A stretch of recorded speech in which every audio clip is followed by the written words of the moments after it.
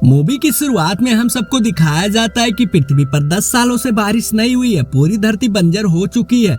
अब कुछ ही ऐसी जगह रह गई है जहां पर रहने लायक एनवायरनमेंट है। तभी हम इस मूवी के मेन कैरेक्टर कैंडल को देखते हैं, जो कि अपने और अपने भाई के लिए छुपकर पानी लेने के लिए आई होती है। लेकिन कैंडल के पास जो मोटर होता है उसकी मदद से इस बिहार जैसे इलाके में जैसे तैसे सर्वाइव कर रही होती है और धरती से पानी निकालती है। दरअसल अब इस दुनिया में कोई रूल और रेगुलेशन नहीं चलते, पानी के लिए इंसान एक दूसरे की जान भी ले लेते हैं। वही हमें दिखाया जाता है कैंडल के पास एक प्लेन भी होता है, लेकिन उसका प्लग खराब होने की वजह से कैंडल इस बीहड़ इलाके को छोड़कर जा भी नहीं सकती। तभी हमें पता चलता है कि कैंडल अपने भाई के लिए, जो कि बीमार है, अपने अंकल के पास मदद मांगने के लिए आई होती है। लेकिन तभी वहाँ पर एक आदमी अपने कुछ लोगों के साथ, जिनका नाम कार्सन होता है, आकर वहाँ पर सभी लोगों को मार देता है। पर कैंडल को कार्सन के इरादे पहले से ही मालूम थे। दरअसल कार्सन इस टाउन के बचे हुए पानी पर अपना कब्जा चाहता था, लेकिन कार्सन के लोगों को वहाँ पर किसी के होने का एहसास हो जाता है। वो सभी लोग मिलकर कैंडल को ढूंढने के लिए उस पूरे घर में गैस छुड़वा देते, लेकिन कैंडल जैसे तैसे करके उस घर से भागने में कामयाब हो जाती है कि रास्ते में उसका सामना कार्सन के एक आदमी से हो जाता है। पर कैंडल अपनी शॉटगन का इस्तेमाल करते हुए उस आदमी को वहीं पर मार डालती है। उसको मारने के बाद कैंडल अपनी खुफिया ठिकाने पर आ जाती है, जहाँ पर हम उसके बीमार भाई को देख पाते हैं और उन्होंने ये ठिकाना अपने घर के ऊपर ही बनाया हुआ था। तभी कैंडल का भाई कैंडल से पूछता है, क्या हुआ? बाहर मैंने गोली चलने की आवाज सुनी थी, तुम ठीक तो हो ना? और तभी आवाज कार्सन ने भी सुन ली थी।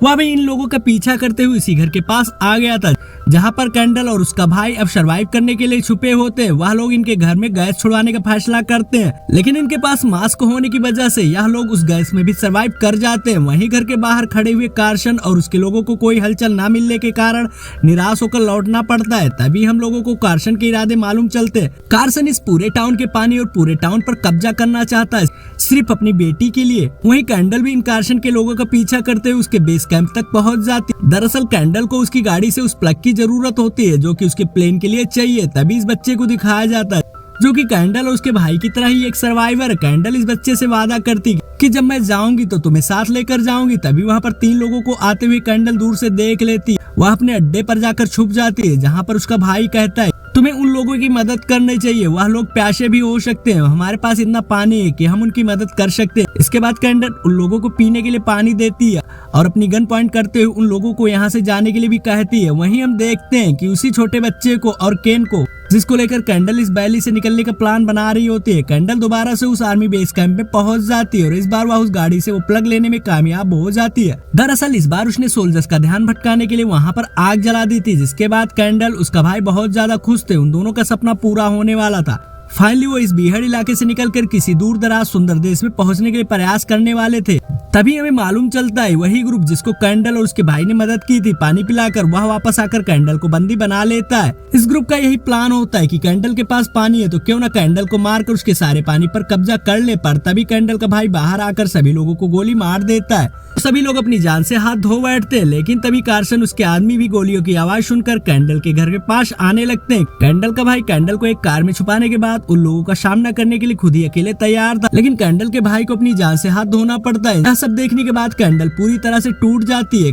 कैंडल का आखिरी सहारा उसका भाई भी उसका साथ छोड़ के चला गया होता है। अब कैंडल को ख्याल आता है उस छोटे से बच्चे का। वह भागती हुई जाती है उस बच्चे के पास, उस बच्चे को ढूंढने की काफी कोशिश करती है, पर उसका भाग्य फूटा हुआ था, क्योंकि वहाँ पर पहले से ही कार्सन के लोग आकर उस बच्चे को ले गए होते हैं। अब कैंडल भी कार्सन के आर्मी बेस कैंप में जाने का फैसला करती है। बेस कैंप में जाने के बाद वह कार्सन के सभी लोगों को एक एक करके गोली मार रही होती है। तभी उसका सामना होता है कार्सन से। कार्सन और कैंडल दोनों के बीच में तलवार से काफी ज्यादा मुकाबला होता है, लेकिन लास्ट में कैंडल अपनी बहादुरी से कार्सन को जान से मार देती है, जिसके बाद वह उसकी बेटी को भी मारने के बाद उस छोटे से बच्चे को अपने साथ में लेकर उस बिहार इलाके में एरोप्लेन के जरिए निकल जाती है। तो ये थी कहानी द लास्ट सर्वाइवर्स की। आपको मूवी का एक्सप्लेनेशन कैसा लगा आप कमेंट करके जरूर बताएं, और अगर आपने चैनल को सब्सक्राइब नहीं किया तो प्लीज चैनल को सब्सक्राइब जरूर कर लें।